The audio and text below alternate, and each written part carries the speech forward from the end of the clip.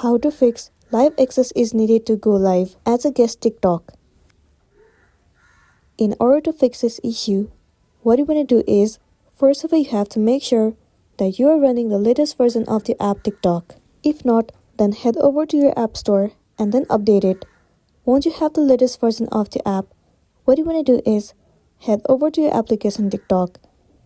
Enter your login credential as in your email address and the password, and then log into your specific account. Once you have been logged in, it will be landing you on this home page. Now head over to menu at the bottom right corner of the screen, and then click on these three horizontal lines at the top right corner. Move into settings and privacy. Inside settings and privacy, scroll all the way down and the option of report will be visible to you. Click on it. Well, it will be landing you on this page.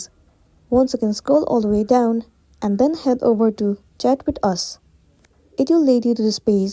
So in this page, you simply have to state the problem that you have been facing on TikTok.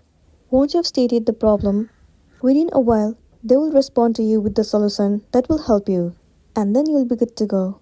So that's all for today, and this is simply how you can fix live access is needed to go live as a guest TikTok.